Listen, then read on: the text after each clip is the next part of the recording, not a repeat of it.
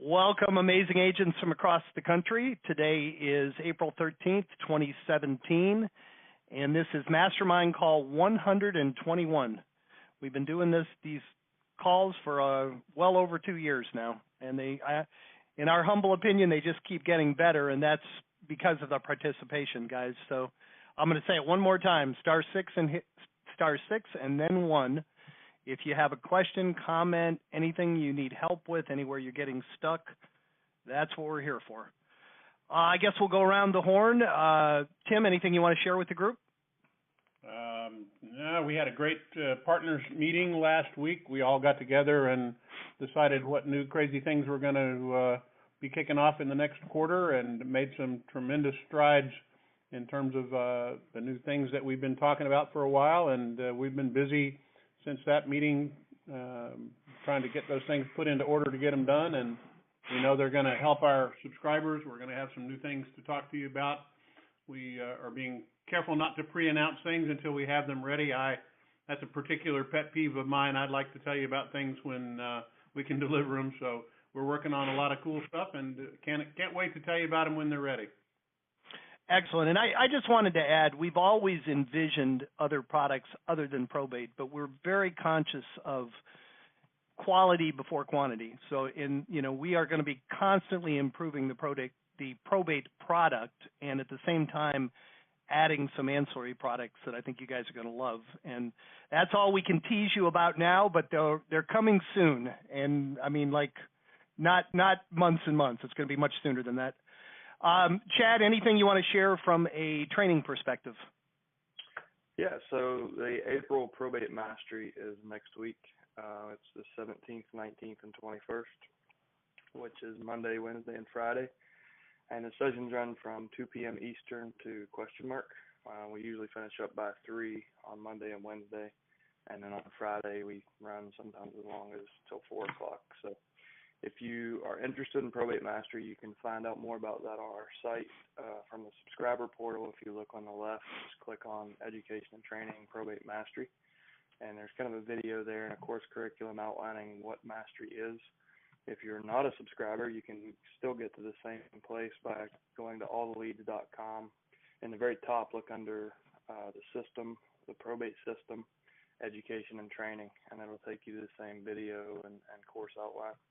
But we're doing that next week. And I also wanted to, I posted a great case study from one of our often contributors on this call, Roger Lisi. So if you guys haven't had a chance, look on our Facebook page or go to alltheleads.com and click on blog. And you can kind of see a case study of what Roger has done in a really small market. I mean, he's getting 15 to 25, I think is probably the range, leads per month. And he's done 7 closings and has dozens more in the pipeline.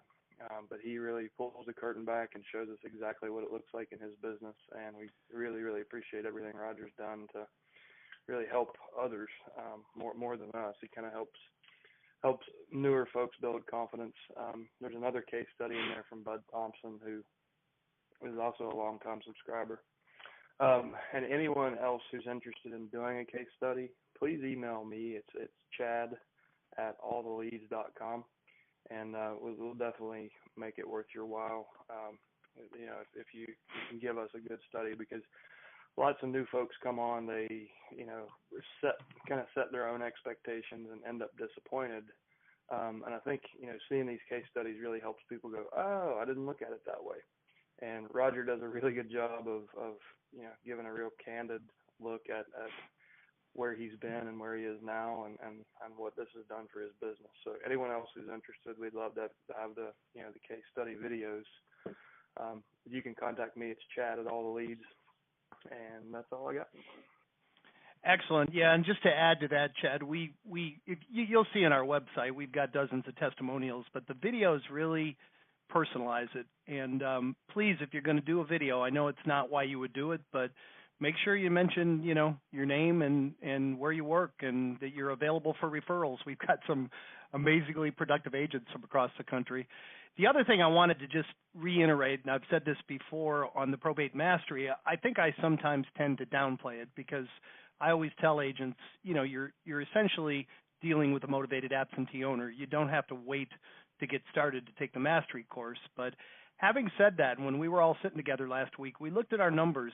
First of all, if you're going to prospect attorneys, mastery is, I believe, is a must. But even if you are going to primarily focus on executors, we looked at our numbers, and I don't remember exactly what it was, Chad, but the agents that took mastery were, I think, 5 or 6 times more likely to still be around a year from now. Is that right? Yep. Yeah, I mean, it's there's an obvious correlation between the people who have taken the time to, plan this out, have a strategy, and work on their offer, and that's really what mastery focuses on. So we look at it, we really break this down as a business and look at, where's the opportunity, how can you provide value to people, and then, what the heck do you do when you finally pick up the phone and start hearing objections? And it's usually 6 to 7 hours of basically everything that we could possibly teach you about this niche. Hey, Chad, again, would you please say the dates and times and tell them how to sign up? It's next week, Monday, Wednesday, and Friday at 2 p.m.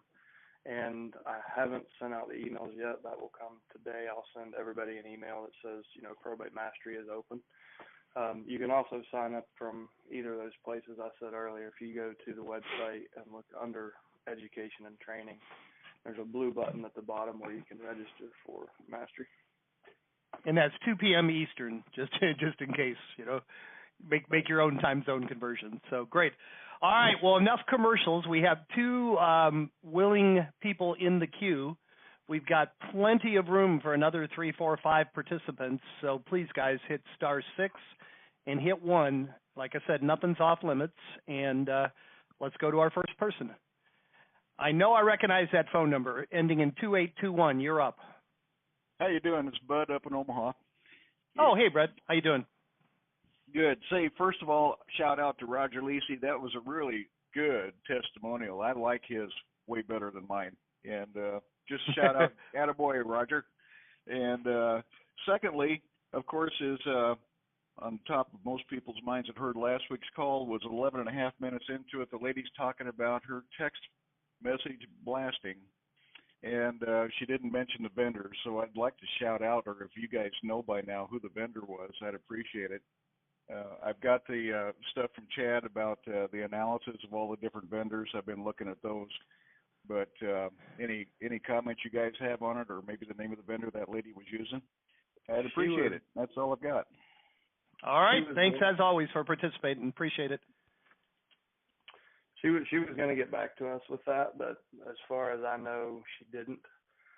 So we're not sure. And what Bud's talking about, I posted on our Mastermind page just a review of the top 10 text marketing platforms in 2017. So you can find that on the wall on our Facebook group if you're interested. Perfect. All right. Well, we have 2 more people in the queue. I recognize both names. Phone number ending in 7663. You're up. Hey, guys. How y'all doing? Danny here in Daytona Beach, Florida. Hey, Danny. Welcome. Thanks.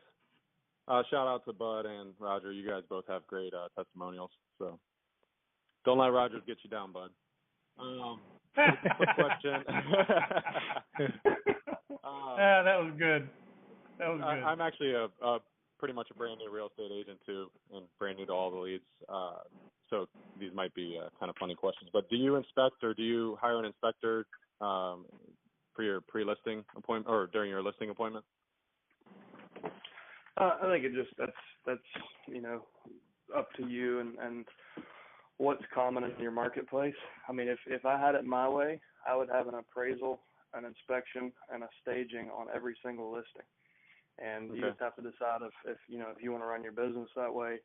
It's statistically proven that, if you uncover all the red flags and you go ahead and get an appraisal, you're going to sell for a higher price. So if it's a newer home, if you're selling in that retail range, I think it's always a good idea. It's, as a new agent, you're going to have to work on your language and really be confident and be able to back that up, because Where I see most agents struggle is you're talking about $1,000 of upfront cost just to get the thing on the market, and you've got to be able to deliver that confidently with your seller. It can be done. I mean, I've taken brand new agents and coached them into, like, we would charge $1,000 for a pre-listing package, and that would include the staging and appraisal, the home inspection, and then we sometimes would add photography on top of that. So it's all in how you deliver your listing presentation and set expectations. But it can oftentimes set you apart. You charge more because you're worth more, and it's right. a value race, but to the top, not to the bottom. So it can really strengthen you as an agent if you deliver it the right way. Okay, that answers that. And also, do you guys normally put pictures on your letters, or do you just leave it just wording? I think most people just. I was going to say it depends what you look like, but go ahead, Chad. Yeah. Well, I look okay, but okay. I didn't know if you normally have the agent have a picture on there with them, because I only have a picture of me smiling, and I know it's a tough time for them, so I don't want them to be offended or anything like that, Yeah, most people are doing, just a logo and a footer. They're not doing a full-blown marketing piece. Okay. And last question, if you don't mind. Sure. When can you? Okay, I'm trying to figure out how do you know if this person truly is legally able to sell the property? Well, it's like we're giving you the information from the courthouse. So they have already been appointed as the personal representative either by a will or by the court. Okay, so it's typically them or maybe them in conjunction with some other people possibly. I got you. Right. There could be other decision makers. There could be co-executors. So a good way to ask the question whether the other people are officially in charge or not. A good way to ask that question is, who do you feel like should be part of these decisions? And that gives them permission to bring anyone that they feel like should be part of it into the fold. Okay. Awesome. And Thanks a lot, guys. I appreciate it. Oh, no, thank you. Great questions. I just wanted to expand on that a little bit, too. Initially, when you get the information from us, it's when the probate is first filed. So in most cases, they're authorized to list it. The probate usually, and there's all kinds of exceptions and ways you can get around this, but the majority of the time, it's going to be a couple, 3 months until they can actually close. And I always tell agents that should really be one of the things you mentioned to these people on the first call. They're in a holding pattern. So you want to reach out and let them know, do you want to be closing in June or just be getting started at that time? Let's go ahead and get the property on the market. If the probate's not completed yet, worst case, we might have to ask the buyer to wait a couple months, but take advantage of this downtime, to find a buyer, and by the time the probate's completed, the day the probate closes, you can hopefully close on the property. So, and that's something that I don't believe attorneys tell them. I think attorneys have their own little niche. Okay, we filed the probate, it's going to be a few months till you can sell, and they kind of leave them sitting on their hands. So that's a real good call. That's a real good call to action to let them know that they don't necessarily need to wait. And do you normally put that on the MLS to let the buyers know in advance, kind of? Yeah, and agents always ask me, and Chad, please chime in. But I say that's a good not excuse, but it's a good reason to reach out to the attorney, because you just listed that property. You and that attorney have the same common interest now to get that, to get it sold and help the executors. So you have a legitimate reason now to call the attorney, find out what's the anticipated completion date for the probate. And if it was me when I was doing them, I would just reach out to the attorney, and then, of course, opportunity to pitch yourself to that attorney, find out what the anticipated date is, and to save yourself a lot of conversations with buyer's agents, put a comment in the MLS, probate in progress, buyer's agents, please date contracts to close on or after May 15th. Give them a notice that you're probably not going to be able to close next week. And Chad, I know there's exceptions to that in different parts of the country, right, where you can petition the court and close early, but it varies from state to state. Is that right? That's right. So the majority of states, you can sell the real estate within the estate settlement period without court permission. And Florida is one of those states where you need court approval. There's a lot of nuances and differences. Like California, for example, is one of the hardest or one of the most complicated states, I'll say. But if the executor petitions the court for full power, then they can go ahead and sell the real estate without court approval, and there's a process for that. So, but in general, in Florida, what you're going to find is what Jim talked about. So it's kind of the rule of thumb is the real estate can be under contract, it'll get approved in court, it will close, and then the estate can close. There are exceptions, and I encourage everybody, get to know those exceptions because it can help you provide a higher level of service, especially if your client's in a rush, if they need the money, and you can show them ways to get it sold quicker, then you're even more valuable to them. Okay, and you'll just put the contingency in your contract per being approved by the court? Yep. Then you can just coach the buyer's agent, and it's reaching out to the attorney it's a really good way to show them that you're working in their best interest. So, hey, we listed this property. Just wanted to make sure that I make your job as easy as possible. Could you help me write the contingency that the buyer's agent needs to use? That way I'm not bothering you. So show them that you're being proactive to make their life easier and make the process smoother, not only for your clients, but for the attorney as well. Okay. Awesome. Thanks a lot, guys. Excellent. Great questions. We have two more people in the queue. Thank you so much. And we got room for more. You're very welcome. Thank you.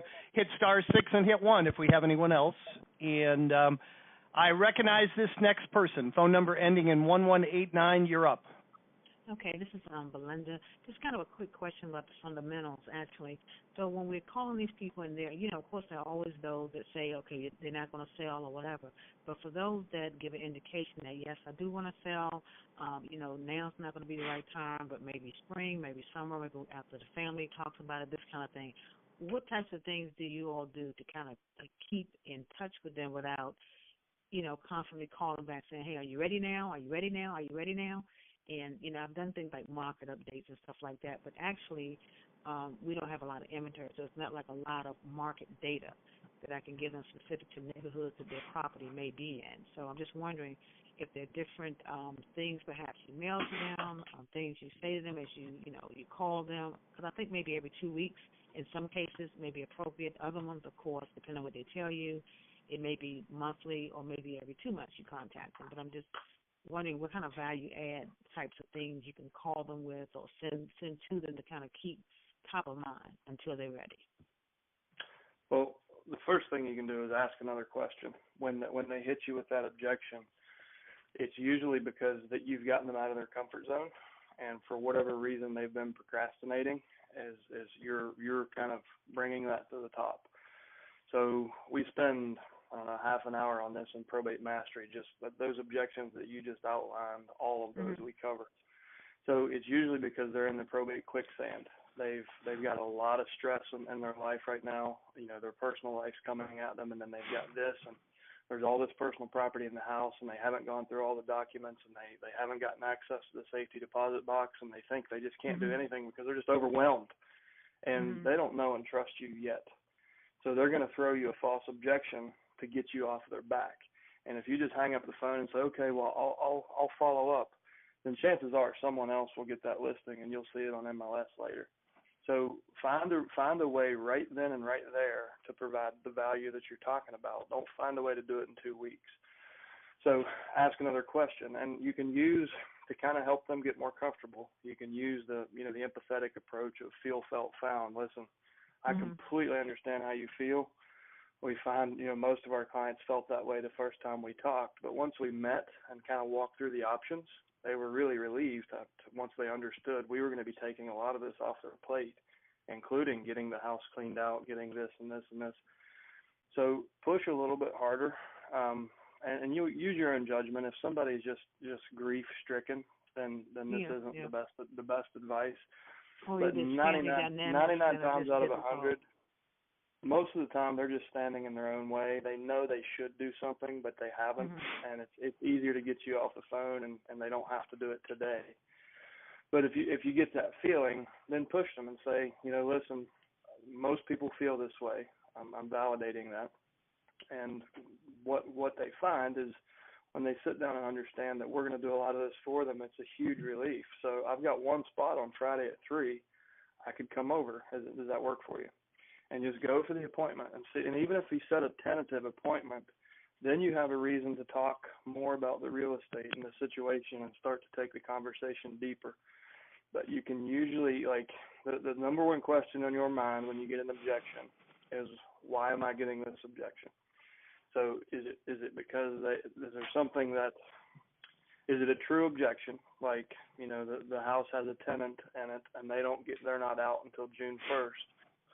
Or is it because the personal property is sitting, the house is full of personal property, or it was a hoarder house and they're embarrassed to show it to somebody? Like, those are objections that you can blow through because that's part of the service you provide. So don't ever hang up the phone without understanding why you got the objection, and continue to ask good questions to kind of get those answers. And Chad, I know you covered that. That's probably the most covered topic in our role play calls. So if you go back and listen to those role play calls and look at the little benchmark there that Chad's created, if it says probate quicksand, we've role played that numerous times, and just kind of listen to how Chad handles it in real life situations and how other agents are handling it. That'd be a good practice for you. I think the other important thing to remember is that while some people on this call, may feel that that's being a little pushy, and if they gave you a reason that they didn't want to do it right now, you should let it go. But here's the reality, and Chad said this correctly: somebody somewhere is going to find the key to that and get that property listed. If it's not you, and you don't do it in this opportunity and establish some sort of linkage there, pretty unlikely it's going to happen going forward. And it's the beauty of leading with something else that you can offer them, that there's pain there. And if they're not getting ready to do it, and they do need to sell the property, but they're not ready to do it now, there is something keeping them from doing it, and there's nothing wrong with asking. It's not being pushy. It's doing your job. So don't hesitate to step up and ask, even a series of questions to get it done. And if you get them answering those questions, you're golden. I mean, you'll get this job done very quickly. And Belinda, I have to congratulate you. Belinda has a full-time job, and she's doing this basically in her off hours and weekends. And when we spoke 3 or 4 days ago, you already said you've got a few good leads that you're pretty sure are going to list. And so, if you can work 40 hours a week and get results with this and work your leads, there's no excuse for anybody else out there that's a full-time realtor. So, and you're always participating too. So thank you, Belinda. Appreciate it. Oh, okay, thank you. You're very welcome. We have 3 more in the queue. Phone number ending in 6997. You're up next. Yeah, this is Jeff Shear. First of all, I just want to say thanks. I mean, you guys are great. You're patient, and you've answered every one of my questions extremely timely. I really appreciate the professionalism that you provide to your clients. Thank you, Jeff. You bet. And in that, I'm going to give you another opportunity to shoot another one down about this envelope form, or the, media form of the mailing. And you guys keep saying, well, just use the card-sized envelope, and I guess I keep going, but I never open those. I always open the professional number 10s first, because that's my perspective. And so I'm always like, well, are we missing people like me who'd rather open a number 10 than a card by not mixing it up? So here's the thing. We don't suggest that you only do one mailing. And certainly there are people who may or may not do that. The whole premise behind the card-sized envelope is that if you look at kind of how we do this, a lot of people send things like that out, and you get things like that all the time from people who literally don't look like they're hand addressed. And if you've ever gotten anything or seen the samples of what we do, it's pretty darn difficult to realize that somebody didn't sit there and write it to you. It doesn't look machine done. We're very careful to do it. We actually put the addresses on there kind of at an off angle, so we spend a lot of time doing this the right way so that we do get those open. But you are correct that there are people who respond better to the other side of this. And the other thing that you can do, even if you want to use number 10s, and it's up to you how you do this. There's no exact science. We're giving you best practices, but you can also, on a number 10, do a professional font, make it look like it came directly from an attorney's office, and put on there, and we do this from time to time for customers, and they do get good results, put the docket number on there, and you can even put in regard to the estate of and add the decedents on there. And we'll do all that for you in Mailbox Motivator. And of course, you can do it yourself if you choose. But we've done all sorts of those things, and people get good results with them no matter what they do. You just need to make sure the letters get out, whether you're doing them, one way or the other.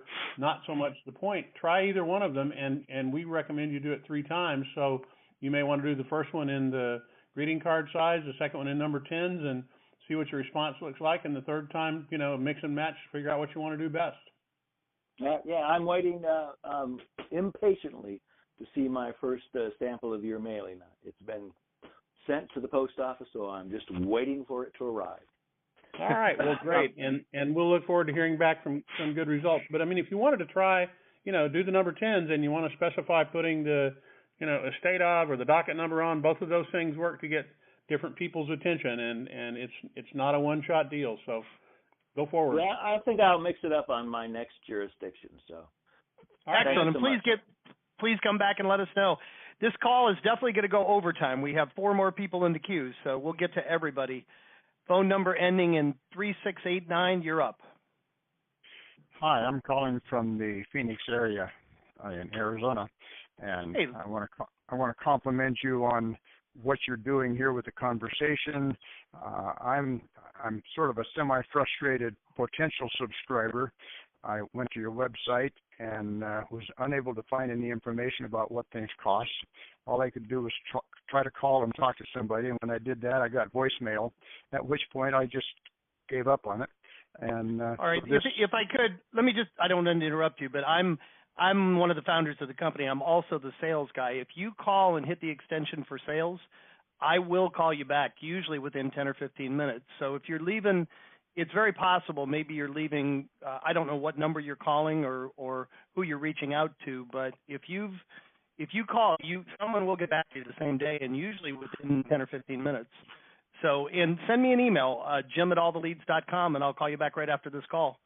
Well, and the whole point is that if you click on the button on the website about, check your county, all you got to do is just drop that information right into that form, and we'll get right back to you. I mean, we do this to make money, so you can be very, very sure that we will get back to you and try and relieve you of some of yours along the way to helping you make a lot more money. All right. Good way to put it. That was my comment. You're covering good stuff, and I like your advice. I've dealt with attorneys for 40 years. I'm an old guy, and I'm just not wanting to throw money out there at another one of the 10,000 places that want the money. Understood. Well, we're the best place that wants the money, though. That's what you got to keep in mind. All right. Well, okay. I appreciate your comments. Reach out. Send me an email at jim@alltheleads.com. Give me your contact number. I'll call you right after the call. Terrific. That's a good show. Thank you. All right. Thank you. Bye. Welcome to our newest subscriber. Now, Janet, you've been with us for almost 35 minutes now. Do you want to give us a testimonial? Not yet. Give me time. Okay. All right. How you doing? What can we do for you? I just have some questions about, I'm going to get a call coming in now. I had some questions about, people are talking about hiring the appraiser and the inspector and staging all that kind of stuff. And then somebody else mentioned getting the cleanup done. If these people are out of state and you would have someone to come and get the cleanup done, are you paying that up front, or are you saying, hey, you just send me money to cover this, or how do you handle that? Good question. Yeah, no, you're not. It's not like an REO where you're laying money out of your pocket. Chad, you want to? And I would say the vast majority of people keep the services to the main 5 that we recommend. You know, the 2 that you mentioned, the add-ons, those are extras. The appraiser, and the inspection company. And I think it's something that most agents don't do. But it's really no different than a conventional listing where you might recommend a mortgage company, an inspection company, and a termite inspector. You recommend them to the seller. They hire them. You're not paying for it unless you use a program like Chad said. Chad, I mean, you did it a little bit differently, but do you want to add to that? Well, no, I mean, in most cases, the probate specific functions like getting a home cleaned out with an estate sale company, or getting photography done, you're simply just connecting them with that vendor. And what really differentiates you is the look of vertical integration, but you don't necessarily have to pull all the transactions through your books. and do that. So once the person knows you, you can speak about it as your team, and then once you've met with them, you can say, okay, I'm going to have my estate sale guy come over, and then I'll have my home stager, and I'll have this and that. And then they can just know that they're going to be invoiced directly by that vendor. It's nothing that you really have to pass through, through your business. And what we talked about earlier in the call was kind of a pre-listing package, not like collateral, but you can set your business up in a way where you charge a listing fee. So they will pay you up front to work with you, and then you pay the vendors. I don't recommend that for many agents.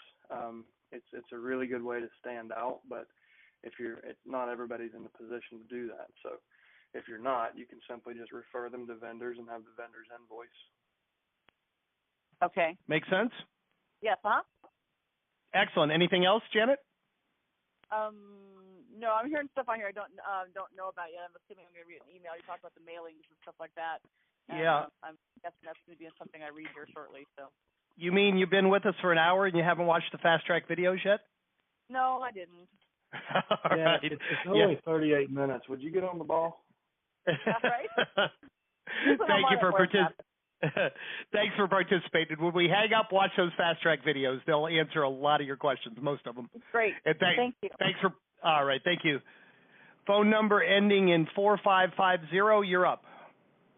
Yeah. Hi. This is Jim Malloy from Ventura County, California area. Hey, Jim. Yes, sir. I sent you guys an email. I didn't get a response on it. It was about the last week.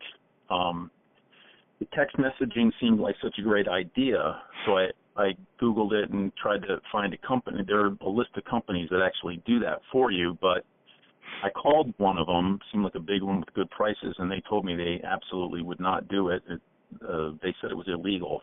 So I Googled that, and I sent you info. It said that it was $1,500 fine per text if you didn't meet a certain amount of requirements, like they have to give you explicit written permission to text them and so on. And I don't understand any of these laws anyway. It seems like a fantastic idea. I didn't know if there's any exceptions or if these people are on the do not call list too. That's another thing that I didn't see any exceptions there, and I thought you told me there were exceptions. We're always careful to always say every state is different. California is probably the most regulated state in the country. Well, that's a federal law, Jim, I think. That was was in New York. Yeah, that may be the case. This lady recommended it on the last call, and I think Chad was very careful to tell her, check with your broker and your attorney to make sure it's legal. So if that's Chad, go ahead.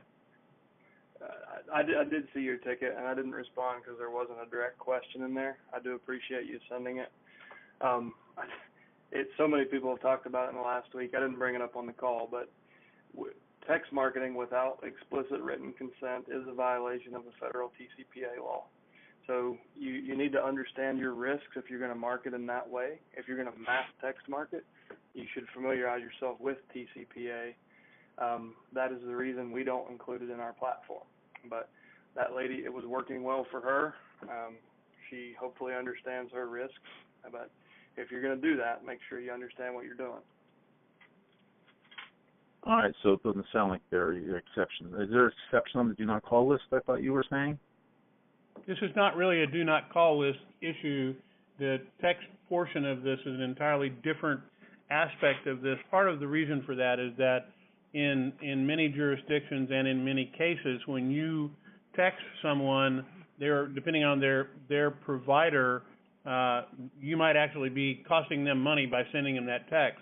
And part of consumer protection says that if you do that without their permission, then that's where the liability comes in. So, the one thing I want to steer clear of is giving you legal advice or opinions about the law. And I think the right answer here is to kind of go take a look. What we're doing, and you can certainly look up the TCPA laws. They'll tell you everything you need to know. And just go Google laws regarding text message marketing, and you'll find a lot of data there. There are some things that we're looking into doing that are, designed to potentially help you get the ability to do that. In other words, if you can find a way to reach out to someone and get that permission. We're going to try and help you figure out good ways to go do that. And we have the same issues in our own marketing. We know text marketing works well. Challenge is if we went out and blasted everybody with text messages without permission, we're in the same boat. And, you know, we're just real careful about doing that. We try to stay, well, we don't try. We don't do anything that could possibly cause us a problem legally as well, and we don't encourage you to do that either. Whatever she was doing worked for her, and certainly there are people who are willing to, gamble on doing stuff to make money, and unfortunately we're in a legal society where, things may be illegal, but the ability for them to be enforced is a bit challenging. I can also tell you that there are people who are out there who make a good living suing people for doing this. Not particularly this, but doing things that, are violations of obscure laws that they help the government find people to go do it. So just be careful. That's the best answer. Go Google it up and look at that. Look and see if your state has any particular restrictions against it. Some states have laws that even extend past what the federal government does in regard to communication, any kind of solicitation, all sorts of stuff. Your board of realtors can also give you some good information, but we're not here to give you legal advice. All right. All right, one more person in the queue. Thank you, sir. I appreciate you pointing that out. It's always better to be careful, safe than sorry. So thank you. Well, this is a familiar phone number, 9636. We're going to end the call with a great agent. Wow, thank You're you. up. That's tall billing. Oh my God. Thank you. I'm scared now. It's Roger Lacey. From Arkansas. Thank you very much. Go Pigs. We're having a great baseball team this year.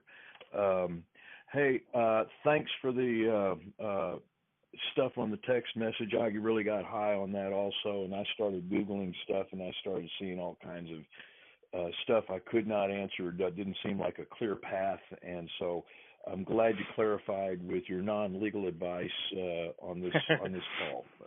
So I'll be a little more diligent in what I'm doing with text messages. I'm not doing anything yet, but I'll just be a little more diligent. And thank you. Compliment. And you the reality guys is, the reality is, Roger, if you send the mail and you follow up with a phone call, you've done extremely well without ever sending out a text. So it's not. It's not a keystone of your business by any means. It's something nice that one agent was doing, but advice well taken. Be careful. Yep. Well, it's real simple. Let me just add one other thing, Roger, and I don't want to take your stage away from you, but let me say this: if you talk to someone and they say, "Well, that's great. Why don't you get back to me?" and you say, "Is this a good number to reach you on?" and you tell them, the number that you have, and you can ask them when you do that. Is that a number that you can be reached on text as well? And they say yes, you're good to go. You've done your job. They're not going to argue with you about that, and they're not going to come back. So it's a good conversation, or it's a good thing to do every time you're having a conversation with anybody. And this is whether it's probate or any other aspect of your realtor business. If you ask people when they give you their phone number and you ask them about texting and all that sort of stuff, you can do it. And there are ways that you can bring them back in there and do it via an opt-in for text messaging and all that sort of stuff. And I think we owe you a better answer than just this. So we're going to do a little more research and see if we can give you something to go take a look at and maybe add some stuff to our frequently asked questions. But this is something to think about and be considered. Thank you. I wanted to talk about the different sized envelopes, and maybe I could do that one-on-one on a conversation with you. I know that direct mail is always testing and getting better results.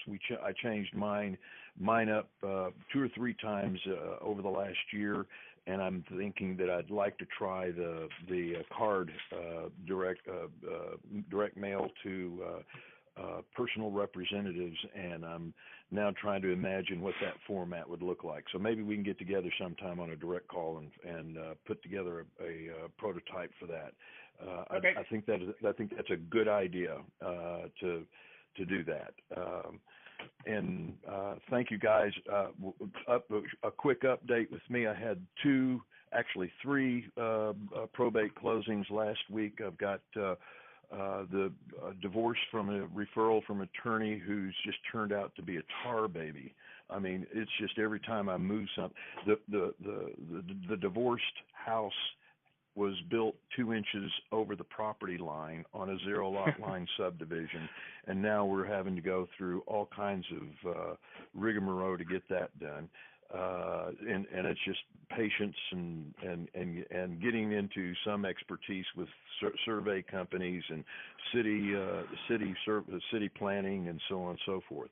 The other one that I've got cooking is on hold right now due to a lien from a biohazard company in New Jersey that got the PR to sign a $50,000 contract for cleanup. They did probably $10,000 worth of damage to the house to clean it out, and now the family is doing. This is the short sale that I was talking to you, Jim, about a couple of months ago. So it's just they've now said stop with everything. We don't want it to be.